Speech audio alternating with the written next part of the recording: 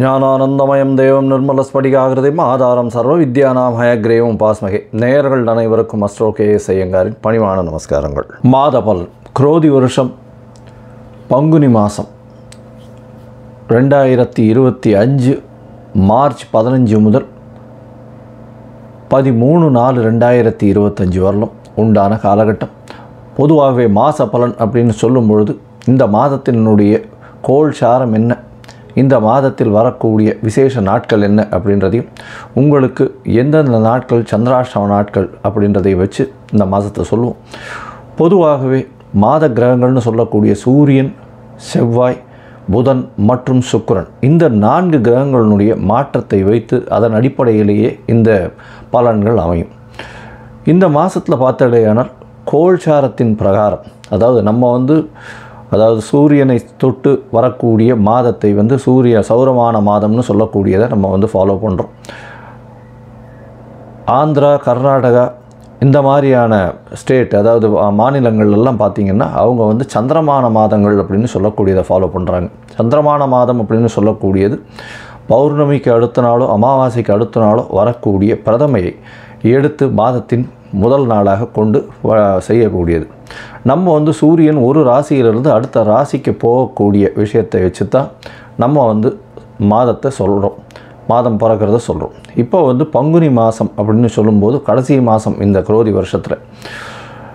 இந்த மாதத்தினுடைய கோள்சாரம் என்னன்னு பார்ப்போம். இந்த மாதத்தில் காலபுருஷ தத்துவத்தின் 2வது வீடுன்னு சொல்லக்கூடிய ரிஷபத்தில் குரு, மிதுனத்தில் செவ்வாய், கன்னியில் கேது, அது தவிர பார்த்தடையானால் கும்பத்தில் சனி, மீனத்தில் ராகு, சுக்கிரன், புதன் மற்றும் சூரியன், 4 கிரகங்கள். இந்த மாதத்தில் வரக்கூடிய மாற்றங்கள் அப்படின்னு பார்க்கும்பொழுது, புதன் அதாவது 18ஆம் தேதியே 18/3/2025 அன்றைக்கே வக்கரகதியில் கும்பத்துக்கு வந்துடுறார். இந்த மாதத்தில் செவ்வாய் 7/4/2025, அதாவது பங்குனி மாத கடைசியில் செவ்வாய் மிதுனத்திலிருந்து கடகத்துக்கு போகிறார். ஒரு வாரம் தான் இருக்கும். ஒரு செவ்வாய் போனதுக்கப்புறம் ஒரு வாரத்தில் மாதம் மாறிடுறது. புதன் இந்த மாதத்தினுடைய கடைசி, அதாவது 10/4/2025 அன்றைக்கி அவர் மீனத்துக்கு போயிடுறார். ஸோ இந்த மாதத்தில் மாற்றங்கள் அப்படின்னு சொல்லக்கூடியது அப்படின்னு பார்த்தோம்னா இந்த சில விஷயங்கள் தான். இந்த மாதத்தில் இருக்கக்கூடிய யோகங்கள்னு பார்த்தலையானால் குருவும் சுக்கிரனும் பரிவர்த்தனை பெற்று இருப்பது பெரிய ஏற்றம். அது தவிர புதன் ஆரம்பத்திலையும் சரி கடைசிலையும் சரி நீச்சமாய் போனாலும் நீச்ச பங்கம் அடையிறது பெரிய விசேஷம்.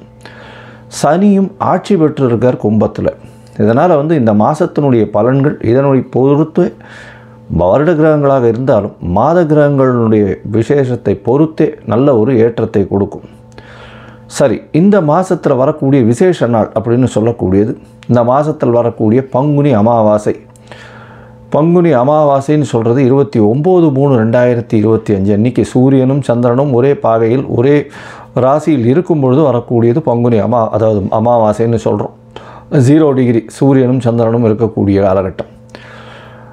அதற்கு அடுத்த நாளான பிரதமை தெலுங்கு வருடப்பிறப்பு, அதாவது யுகாதின்னு சொல்லக்கூடியது. தெலுங்கு பேசக்கூடியவர்கள், தெலுங்கு அதாவது ஆந்திரா, கர்நாடகா, தெலுங்கானா இவாள்லாம் இந்த புது வருடம் பிறப்பதாக சொல்லக்கூடியது யுகாதி, அதாவது அமாவாசைக்கு அடுத்த நாளை சொல்லக்கூடியது. தெலுங்கு வருடப்பிறப்பு பெரிய ஏற்றத்தோடு கொண்டாடக்கூடியது. இந்த மாதத்தில் பார்த்தாலேயானால் 7/4/2025, அதாவது 4/4/2025 அந்த அன்னைக்கு சந்தான சப்தமி அப்படின்னு சொல்லக்கூடியது. சந்தான சப்தமி அப்படின்றது பொதுவாகவே வளர்பிறை சப்தமி, 7ஆம் நாளை சப்தமி என்று சொல்கிறோம். வளர்பிறையில் பங்குனி மாதத்தில் வரக்கூடியது சந்தான சப்தமி. இந்த சந்தான சப்தமியில் விரதம் இருந்து இருப்பார்களே ஆனால் குழந்தை பிராப்தி ஏற்படக்கூடிய வாய்ப்பு. அதுவும் வெள்ளிக்கிழமையில் வரக்கூடிய சந்தான சப்தமியை கமல சப்தமின்னு சொல்கிறார். வெள்ளிக்கிழமையில் வரக்கூடிய சந்தான சப்தமிக்கு கமல சப்தமின்னு பேர். அந்த கமல சப்தமிக்கு ஒரே விசேஷம் என்ன அப்படின்னா, சூரியன் 7ஆவது நாளில் சப்தமியும் அதாவது பௌர்ணமி நிலவை நோக்கி செல்லக்கூடிய, அதாவது வளர்பிறையில் இருக்கக்கூடிய உங்களுக்கு சந்திரனும் இருக்கிறதுனால சூரியனை வலது கண் என்றும் சந்திரனை இடது கண் என்றும் சொல்கிறோம். அதனால் கண்ணில் பிரச்சனைகள் இருக்கக்கூடியவா அவர்கள் வந்து இந்த சந்தான சப்தமி என்றும் அந்த கமல சப்தமி, அதாவது வெள்ளிக்கிழமையில், இந்த வாட்டி வெள்ளிக்கிழமையில் வருது, அதனால் இந்த கமல சப்தமி அன்றைக்கி 4/4/2025 அன்றைக்கி கடவுளை தியானம் செய்து உபவாசம் இருந்து அந்த சந்தான சப்தமியை கொண்டாடினால் கண்டிப்பாக அவர்களுக்கு கண்ணில் இருக்கக்கூடிய வியாதிகள் பிரச்சனைகள் நிச்சயமாக அகலும். இந்த மாதத்தில் பங்குனி உத்திரம் மிகப்பெரிய விசேஷமான நாள். பங்குனி உத்திரம் அப்படின்னு சொல்லக்கூடியது ஸ்ரீரங்கத்தில் பெரிய விசேஷம், சேர்த்தி சேவையும் ஆகும். இந்த பங்குனி உத்திர நாள் அப்படின்னு சொல்லக்கூடியது 11/4/2025, அதாவது இந்த மாதத்தினுடைய கடைசியில் வருது. இது வந்து ஒரு பெரிய விசேஷம், அதாவது பெருமாளும் தாயாரும் சேரக்கூடிய அந்த ஒரு பெரிய விசேஷம் பங்குனி உத்திர நாள். வைணவர்களுக்கு பெரிய ஏற்றம், அதை தவிர சுப்பிரமணிய கடவுளுக்கு பெரிய ஏற்றத்தை சொல்லக்கூடிய நாளாக பங்குனி உத்திரம் சொல்கிறது. அதுவும் திருமணத்திற்கு உகந்த நாளாக சொல்லக்கூடியது பங்குனி உத்திரம். அதற்கு அடுத்த நாளான 12/4/2025 அன்றைக்கி பௌர்ணமி. பௌர்ணமின்றது வந்து சூரியனும் சந்திரனும் ஒருவருக்கொருவர் 180 பாகையில் இருக்கக்கூடியது. பௌர்ணமி யோகத்தில் பிறந்தவர்கள் நாடை ஆளுபவர்கள் அப்படின்ற அளவில் வந்து பௌர்ணமி யோகம் இருக்கக்கூடியது எப்பொழுதுமே. ஏன்னா சூரியனும் சந்திரனுக்கும் 2 பேருக்குமே ஒளி அதிகமாக இருக்கும். இரவும் பகலும் மொத்தமாகவே ஒளி இருக்கிறதுனால கூர்மையான புத்தி கூர்மை அதிகமாக இருக்கும். எந்த ஒரு விஷயத்திலும் ஒரு அதாவது வெற்றியை நோக்கி, அவர்களுடைய இலக்கு வெற்றியை நோக்கி இருக்கக்கூடிய காலகட்டமாக இருக்கும். எல்லா விஷயத்திலையும் வெற்றி பெறக்கூடிய வாய்ப்புகள் மிகவும் அதிகம். இந்த பங்குனி உத்திரம் பௌர்ணமி இந்த மாதம் வந்து ரொம்பவும் விசேஷமான காலகட்டமாக அமையப்போகிறது. சரி, இந்த மாதத்தில் ஒரு ராசிக்கும் மேஷம் முதல் மீனம் வரை எப்படி இருக்குது அப்படின்றத பார்க்கலாம். அதுக்கு முன்னாடி என்னுடைய மொபைல் நம்பர் கீழே ஸ்க்ராலிங்கில் வரும். உங்களுக்கு அஸ்ட்ராலாஜிக்கல் கன்சல்ட் தேவைப்பட்டது ஆனால் நீங்கள் எனக்கு ஃபோன் பண்ணுங்க. உங்களுடைய date, time, place of birth, உங்களுடைய பெயர், தாய் தந்தையின் பெயர் இது வரலாம் அனுப்புங்க. என்னுடைய கட்டணம் என்னன்னு சொல்கிறேன். என்னுடைய கட்டணத்தை செலுத்திட்டு அதற்கு உண்டான யூடிஆர் நம்பர் ஷேர் பண்ணுங்க. உங்களுக்கு ஜாதகத்தை போட்டு சந்தி இருக்கான்னு பார்த்துட்டு, அதாவது பாத சந்தி, நட்சத்திர பாத சந்தி, லக்ன பாத சந்தி இதெல்லாம் இருக்கான்றதை முதல்ல பார்த்துட்டு உங்களுடைய ஜாதகத்தை போட்டு அதுக்கப்புறம் அப்பாயின்மெண்ட் தரேன். அதுக்கேற்ற மாதிரி நம்ம அப்பாயின்மெண்ட்டில் பேசலாம். ஏன்னா எனக்கு வரக்கூடிய ஜாதகத்தில் பார்த்தாலேனால் 50-70 விழுக்காடு % 50 வயசுக்கு மேலே ஆனவாள்லாம் வந்து இந்த பின்ன நட்சத்திரங்களில் இருப்பாள், அதாவது உடைந்த நட்சத்திரங்களில் இருப்பாள், புனர்பூசம் 3ஆம் பாதத்தில் இருப்பாள். அவள் வந்து புனர்பூசம் 3ஆம் பாதம் அப்படின்னு சொல்லிட்டு மிதுன ராசியை சொல்லிட்டு இருப்பாள், ஆனால் கடகராசியில் இருப்பாள். அதே மாதிரி மிருகசீரிஷம்னுவா, மிருகசீரிஷம் ரிஷபமாக மிதுனமாக மாறி இருக்கும். இந்த மாதிரி விசாக நட்சத்திரம் துலாமா இல்லை இது விருச்சிகமான்றது மாறி இருக்கும். இந்த மாதிரியான விஷயங்கள்னால அவளுடைய தசாபுக்தி அந்தரம் சூக்ஷ்மம் எல்லாமே மாறக்கூடிய வாய்ப்புகள் உண்டு. அதை தவிர பார்த்தோம்னா லக்ன சந்தியும் வந்துடுத்துறையானால் இந்த ஒரு லக்னத்துக்கும் ஒரு சுபர் பாவர் அசுபர் இதெல்லாம் இருக்கக்கூடிய வாய்ப்பு. அதனால் இவளுக்கு நல்ல நேரம் நடந்துட்டுருக்குன்னு நினச்சிட்டு இருப்பா, ஆனால் எந்த ஒரு விஷயமும் கைகூடி வராது. அது ஒரு மிகப்பெரிய பிரச்சனையில் போய் விட்டுருக்கும். அதனால் அவளுக்கே புரியாது. முதல்ல வந்து இந்த சந்தி இருக்கான்றதை செக் பண்ணிவிட்டு பார்த்துட்டு ஜாதகத்தை போட்டதுக்கு அப்புறம்தான் உங்களுக்கு நாங்கள் அப்பாயின்மெண்ட் தர முடியும். சரி, இப்போது பங்குனி மாதம் குரோதி வருஷம் மேஷம் முதல் மீனம் வரை 15/3/2025 முதல் 13/4/2025 வரை உண்டான காலகட்டத்தில் எப்படி இருக்குன்றதை ஒன்றொன்னா வருஷப்படுத்தி பார்க்கலாம். ரிஷபம், கிருத்திகை, ரோகிணி, மிருகசீரிஷம் இந்த 3 நட்சத்திரம் 9 பாதங்களை கொண்ட ராசி. ராசியின் அதிபதினு சொல்லக்கூடியவர் சுக்கிரன். இந்த மாதம் பங்குனி மாதம் பார்த்தேன்னா குரோதி வருஷம் உங்களுடைய ராசிநாதன் உச்சம் பெற்று போயிருக்கிறது பெரிய விசேஷம். அதுவும் 11ஆம் இடத்துல போய் உச்சம் பெற்று போயிருக்கார். எந்த நினைச்சிங்கன்னாலும் கண்டிப்பாக உங்களுக்கு வந்து சேரும்.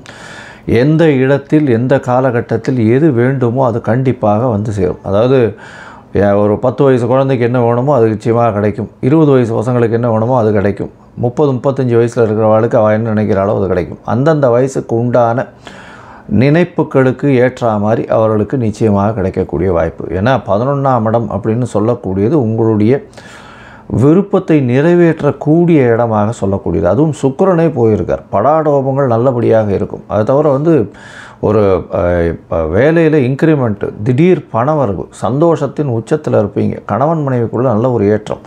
மூத்த சகோதர சகோதரிகள் கூட வந்து நல்ல ஒரு இணக்கமான போக்கு, அவர்கள் மூலியமாக ஆதாயம். இந்த மாதத்தில் பார்த்தோன்னா உங்களுடைய ராசிநாதன் பரிவர்த்தனையில் ஆட்சி பெற்று போகிறார். நீங்கள் எடுக்கிற காரியங்கள் எடுத்த இடத்தில் எடுத்த நேரத்தில் எடுத்த எண்ணங்கள் போல் முடியக்கூடிய வாய்ப்புகள் நிச்சயமாக உண்டு. அது தவிர ராசியிலேயே குரு சப்தமத்தை பார்க்குறார். திருமண காலம் வந்தாச்சு. திருமணத்துக்கு பார்த்து கொண்டு இருப்பவர்களுக்கு இப்போ திருமணத்துக்கு ஃபிக்ஸ் பண்ணக்கூடிய வாய்ப்புகள், அதாவது ஃபிக்ஸ் பண்ணக்கூடியதுனா ஒரு இது ஜாதக பரிவர்த்தனையும் ஒரு இது போட்டு வைக்கிறது அப்படின்றது நிச்சயமாக நல்லபடியாக நடக்கக்கூடிய காலகட்டமாக இருக்கும். சித்திரை மாதத்தில் நிச்சயதார்த்தம் பண்ணி அதுக்கு அடுத்த மாதத்திலே கல்யாணம் பண்ணக்கூடிய வாய்ப்புகள் மிகவும் அதிகமாக இருக்கும். வெளிநாட்டு பிரயாணம் போகக்கூடிய பாக்கியம் உண்டு. ஏன்னா 12ஆம் அதிபதி 2ஆம் இடத்துல இருக்கார். 12ஆம் அதிபதி 2ஆம் இடத்துல இருக்கிறதுனால கொஞ்சம் செலவுகள் கொஞ்சம் அதிகமாகும். செவ்வாய் 2ஆம் இடத்துல போய் இருக்கிறது செலவுகள் கொஞ்சம் குடும்பத்திற்குன்னு செலவுகள் கொஞ்சம் அதிகமாக பண்ணக்கூடிய காலகட்டமாக அமையும். பண வருமானம் எவ்வளோ வருதோ அதுக்கு மேலே ஈக்குவலண்ட்டாக செலவழியக்கூடிய வாய்ப்புகள் மிகவும் அதிகமாக இருக்கும். இந்த மாதத்தில் பார்த்தீங்கன்னா உங்களுடைய ராசியிலேயே குரு இருக்கார். ராசிக்கு 5ஆம் இடத்துல கேத்து, குழந்தை பிராப்தி ஏற்படக்கூடிய பாக்கியம் உண்டு. இருந்தாலும் கேத்து 5ஆம் இடத்துல இருக்கிறதுனால மருத்துவர்களுடைய ஆலோசனையோடு இருக்கிறது ரொம்பவும் நல்லது. கர்ப்பிணி பெண்கள் ரொம்ப ஜாகிரதையாக இருக்கிறது நல்லது. மருத்துவ ஆலோசனை பெற்று இருப்பது மிகவும் நல்லது. உங்களுடைய ராசிக்கு பார்த்தேனால் 10ஆம் இடத்தில் இருக்கக்கூடிய சனி பகவான் 9, 10 அதிபதி அப்படின்னு சொல்லக்கூடியவர் தர்ம கர்மாதிபதி அப்படின்னு சொல்லக்கூடியவர் 10ஆம் இடத்துலேயே இருக்கார். பொது காரியங்களுக்கு நீங்கள் பணம் செலவு பண்ணுவீங்க. இது ஒரு பெரிய ஏற்றத்தை கொடுக்கக்கூடிய காலகட்டமாக அமையும். ஏன்னா பொது காரியங்களுக்கு நீங்கள் செலவு பண்ணுறது ரொம்ப நல்லது. ஏன்னா இந்த காலகட்டத்தில் தர்ம கர்மாதிபதியாக இருக்கக்கூடியவரே சனி உங்களுக்கு. அதனால் உங்களால் இயன்ற வரை பொது காரியங்களுக்கு நீங்கள் செலவு பண்ணக்கூடிய வாய்ப்புகள் மிகவும் அதிகம். அது தவிர பார்த்தோம்னா 11ஆம் இடம் வலுப்பெற்று போயிருக்கு. 11ஆம் இடத்துல உங்களுடைய ராசிக்கு 2, 5 அதிபதியானவர் நீச்சம் பெற்று போயிருந்தாலும் நீச்ச பங்கம் அடைகிறார் புதன். இதன் மூலியமாக பார்த்தலையானால் குடும்பத்தில் கணவன் மனைவிக்குள்ள நல்ல ஒரு ஏற்றம் இருக்கும். அது தவிர புதிய முடிவுகள் எடுக்கக்கூடிய வாய்ப்புகள் உண்டு. உங்களுக்கு பதவி புகழ் அந்தஸ்து கௌரவங்கள் வரக்கூடிய வாய்ப்பு உண்டு. படிக்கக்கூடிய மாணவர்களுக்கு நல்ல ஏற்றம், உடல் நலத்தில் நல்ல ஏற்றம் இருக்கக்கூடிய காலகட்டமாக அமைய போகிறது. உங்களுடைய ராசிக்கு பார்த்தோம்னா 11ஆம் இடத்துலேயே ராகு இருக்கார். அதனால் வெளிநாட்டிலிருந்து வரக்கூடிய மூலதனம் நல்லபடியாக வரும். பார்ட்னர்ஷிப் பிஸ்னஸில் பெரிய ஏற்றம் கிடைக்கக்கூடிய காலகட்டமாக இருக்கும். அதன் மூலியமாக பணவரவு வரக்கூடிய வாய்ப்புகள் நிச்சயமாக உண்டு. 11ஆம் இடத்தில் சூரியன் இருக்கிறதுனால எந்தவித தோஷமும் அற்ற நிலை இருக்கும். சுக்கிரன் ராசிநாதனும் அங்கே இருந்து பரிவர்த்தனை யோகம் பெறுறது பெரிய விசேஷத்தை கொடுக்கக்கூடிய காலகட்டமாக இருக்கும். ராஜ யோகத்தை அள்ளித்தரக்கூடிய காலகட்டம். உங்களுடைய ராசிக்கு பார்த்தீங்கன்னா ரிஷப ராசியை பொறுத்தவர்கள் 11ஆம் இடம் வலுப்பெற்று போகிறது. ராசிநாதனும் பரிவர்த்தனை பெற்று போகிறார். 2, 5 அதிபதி அப்படின்னு சொல்லக்கூடிய புதன் தனஸ்தானாதிபதி, குடும்பஸ்தானாதிபதி நீச்சப்பட்டாலும் நீச்ச பங்கம் அடைகிறது பெரிய விசேஷம். இதன் மூலியமாக பெரிய வெற்றிகள் தேடி வரக்கூடிய காலகட்டம். முயற்சிகள் எல்லாமே வெற்றி பெறக்கூடிய வாய்ப்புகள் நிச்சயமாக உண்டு. இந்த காலகட்டத்தில் முயற்சிகள் வெற்றி பெறும்னு சொன்னாலும் சில நாட்கள் முயற்சிகளை தள்ளி போடுவது நல்லது. அந்த சில நாட்கள் அப்படின்னு சொல்லக்கூடியது சந்திராஷ்டம நாட்கள். இந்த சந்திராஷ்டம நாட்கள் அப்படின்றது சந்திரன் உங்களுடைய ராசிக்கு 8ஆம் இடத்துல மறைஞ்சி இருக்கக்கூடிய காலகட்டம். மதிகாரகன்னு சொல்லக்கூடிய சந்திரன் மறைந்து இருக்கிறதுனால கண்டிப்பாக மதி மயங்கக்கூடும். தவறான முடிவுகள் எடுக்கக்கூடிய வாய்ப்புகள் நிச்சயமாக உண்டு. இதன் மூலியமாக பார்த்தலையானால் அந்த காலகட்டத்தில் புதிய முயற்சி எடுக்க வேண்டாம். வெளிமாநில பிரயாணம் வேண்டாம். யாருக்கும் ஜாமீன் கையெழுத்து போடாதீங்க. அதாவது அவர் பணம் கொடுத்துருவாருன்னு சொல்கிறதோ இந்த காசிப்பிங் இந்த மாதிரியான விஷயங்கள் பண்ணாதீங்க.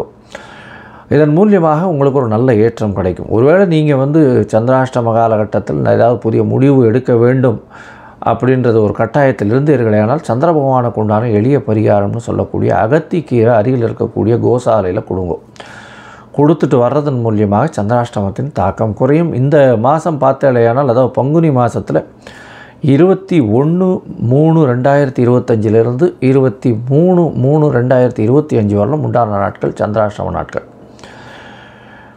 மொத்தமாக பார்த்தோம்னா இந்த காலகட்டமான பங்குனி மாதம் நல்ல ஒரு ஏற்றம் கிடைக்கக்கூடிய காலகட்டம். நீங்கள் சுக்கிரனுக்கு, அதாவது நவகிரகத்தில் இருக்கக்கூடிய சுக்கிரனுக்கு போய் நெய் விளக்கு போடுங்க. அதுவும் கல்கண்டு அதில் சேர்த்து நெய் விளக்கு போடுங்க. பஞ்சு திரியில் போடுங்க நெய் விளக்கு.